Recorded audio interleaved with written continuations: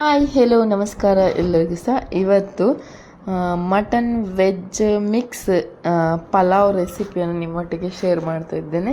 ಸಖತ್ ಟೇಸ್ಟಿಯಾಗಿರ್ತದೆ, ಸೂಪರ್ ಆಗಿರ್ತದೆ. ಒಂದೇ ರೀತಿಯಾಗಿ ಪಲಾವ್ ಎಲ್ಲ ಮಾಡಿ ಬೇಜಾರಾಗಿದ್ದರೆ ಖಂಡಿತವಾಗಿ ಈ ರೀತಿಯಾದಂಥ ಒಂದು ರೈಸನ್ನು ನೀವು ಟ್ರೈ ಮಾಡ್ಬೋದು. ಸೂಪರ್ ಆಗಿರ್ತದೆ ತಿನ್ನಲಿಕ್ಕೆ. One of the my favourite recipe ಅಂತಲೇ ಹೇಳ್ಬೋದು. ಮಾಡಲಿಕ್ಕೂ ಕೂಡ ತುಂಬ ಈಸಿ, ಅದೇ ರೀತಿಯಾಗಿ ತಿನ್ನಲಿಕ್ಕೂ ಕೂಡ ತುಂಬ ರುಚಿಯಾಗಿರ್ತದೆ. ಸಖತ್ ಟೇಸ್ಟಿ.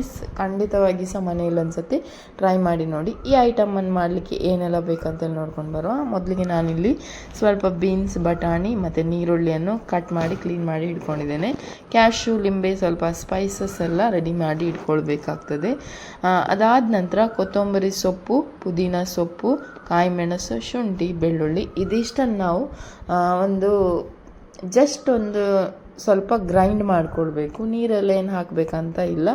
ಸ್ವಲ್ಪ ತರಿಯಾಗಿ ಈ ರೀತಿಯಾಗಿ ಪೇಸ್ಟ್ ಮಾಡಿ ಇಟ್ಕೊಳ್ಬೇಕು. ಅದಾದ ನಂತರ ಮಟನ್ ಗ್ರೇವಿಗೆ ಅಂತೇಳಿ ಸೂಪ್ ರೆಡಿ ಮಾಡಿದ್ವಿ. ಅದರಲ್ಲಿ ಒಂದು ಸ್ವಲ್ಪ ಸೂಪನ್ನು ಎತ್ತಿಟ್ಕೊಂಡಿದ್ದೇನೆ. ಸ್ವಲ್ಪ ಸೂಪ್ ಮತ್ತು ಸ್ವಲ್ಪ ಪೀಸಸ್. ಇದನ್ನು ಮಾಡಲಿಕ್ಕೆ ನಾನಿಲ್ಲಿ ಜೀರಾ ರೈಸ್ ತೊಗೊಂಡಿದ್ದೇನೆ. ಚಿಕ್ಕ ರೈಸ್ ಬರ್ತದಲ್ಲ, ಪರ್ KG ಎಷ್ಟು 200 ರುಪೀಸ್ವರೆಗೆ ಉಂಟು. ಈ ರೈಸನ್ನು 3 ಗ್ಲಾಸ್ ಆಗುವಷ್ಟು ತೊಗೊಂಡಿದ್ದೇನೆ. 3 ಗ್ಲಾಸ್ ಹೇಳಿದರೆ ನಮ್ಮ ದೊಡ್ಡ ಗ್ಲಾಸ್ ಅಲ್ಲ, ಚಿಕ್ಕ ಟೀ ಗ್ಲಾಸಲ್ಲಿ ನಾವು ಈ ಗ್ಲಾಸನ್ನು ಯೂಸ್ ಮಾಡೋದು.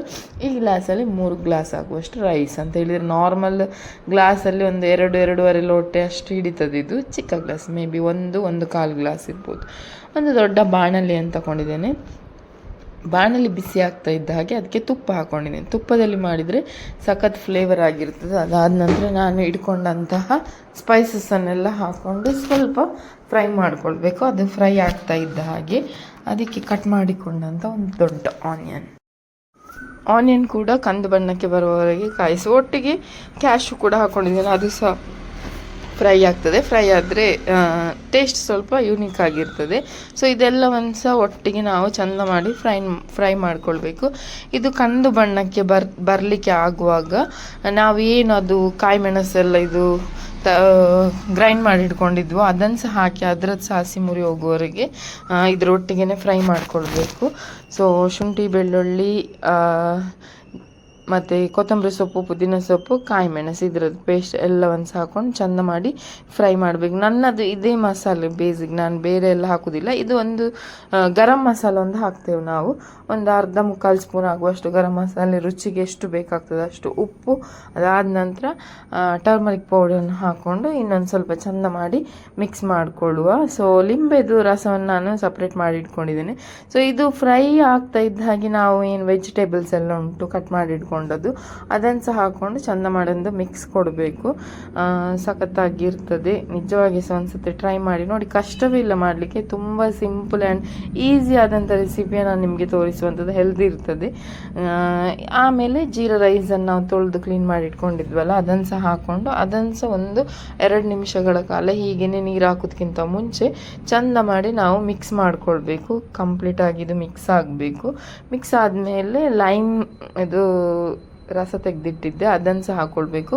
ಮತ್ತು ಉಪ್ಪನ್ನು ಸ್ವಲ್ಪ ಬ್ಯಾಲೆನ್ಸ್ ಮಾಡಿ ನೀರು ಹಾಕಿ ಆದಮೇಲೆ ಇದು ನಾನೇನು ರೆಡಿ ಮಾಡಿ ಇಟ್ಕೊಂಡಿದ್ನ ಮಟನ್ ಇದು ಸೂಪು ಪೀಸ್ ಮತ್ತು ನೀರು ಎಲ್ಲ ಲೆಕ್ಕಾಚಾರದಲ್ಲೇ ಹಾಕೋದು. ಅಂತ ಹೇಳಿದರೆ 3 ಗ್ಲಾಸ್ ಅಕ್ಕಿ ಹೇಳಿದರೆ 6 ಗ್ಲಾಸ್ ಆಗುವಷ್ಟು ನೀರನ್ನು ಹಾಕ್ಕೊಳ್ಬೇಕು. ಮತ್ತು ಉಪ್ಪು ನೋಡಿಕೊಂಡು ಉಪ್ಪು ಬ್ಯಾಲೆನ್ಸ್ ಮಾಡಿ ಅದನ್ನು ಬೇಯಲಿಕ್ಕೆ ಬಿಡಬೇಕು.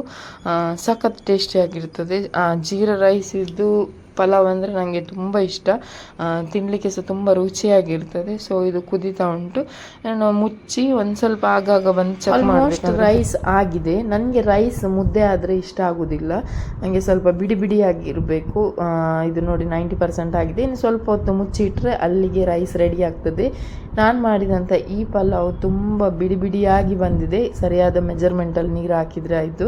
ಮತ್ತು ಇನ್ನೊಂದು ವಿಷಯ, ನೀವು ಇದಕ್ಕಾಗಿ ಸಪ್ರೇಟ್ ಚಿಕನ್ ಮಟನ್ ಬೇಯಿಸಿ ಮಾಡ್ಕೊಳ್ಬೇಕಂದಿಲ್ಲ. ಮನೆಯಲ್ಲಿ ಯಾವಾಗೆಲ್ಲ ನೀವು ಚಿಕನ್ ಮಾಡ್ತೀರಾ, ಪದಾರ್ಥ ಮಾಡ್ತೀರಾ, ಆವಾಗ ಮಸಾಲೆ ಹಾಕೋದಕ್ಕಿಂತ ಮುಂಚೆ ನಾವು ಸ್ವಲ್ಪ ಅದರದ್ದು ಸೂಪ್ ಮತ್ತು ಚಿಕನ್ ಪೀಸಸ್ ಅಂತ ತೆಗೆದಿಟ್ಟು ಈ ರೀತಿಯಾಗಿ ಮಾಡ್ಕೊಳ್ಬೋದು. ಮಕ್ಕಳಿಗೂ ಖುಷಿ ಆಗ್ತದೆ ಮತ್ತು ತಿನ್ನಲಿಕ್ಕೆ ಸಹ ಸಖತ್ ರುಚಿಯಾಗಿರ್ತದೆ. ತಣ್ಣಗಾದ ನಂತರ ಅಂತೂ ತುಂಬ ಹುಡಿಯಾಗಿ ಬಂದಿದೆ ರೈಸ್. ಸೂಪರ್ ಟೇಸ್ಟ್ ಟೇಸ್ಟಿಯಾಗಿತ್ತು, ನನಗೆ ಅಂತೂ ಇಷ್ಟ ಆಗಿದೆ. ಸೊ ಈ ರೆಸಿಪಿ ನಿಮಗೆ ಇಷ್ಟ ಆದರೆ ಖಂಡಿತವಾಗಿ ಲೈಕ್ ಮಾಡಿ, ಕಮೆಂಟ್ ಕೊಡಿ, ಶೇರ್ ಮಾಡಿ. ಅದೇ ರೀತಿಯಾಗಿ ನನ್ನ ಚಾನಲನ್ನು ಸಬ್ಸ್ಕ್ರೈಬ್ ಮಾಡಿರೋದಿದ್ರೆ ಸಬ್ಸ್ಕ್ರೈಬ್ ಮಾಡಿ. ಅದೇ ರೀತಿಯಾಗಿ ಮನೆಯಲ್ಲಿ ಒಂದ್ಸತಿ ಟ್ರೈ ಮಾಡೋದನ್ನು ಮರಿಬೇಡಿ. ಟ್ರೈ ಮಾಡಿ ನನಗೆ ಹೇಗಿತ್ತು ಅಂತೇಳಿ ಹೇಳಿ. Thank you so much.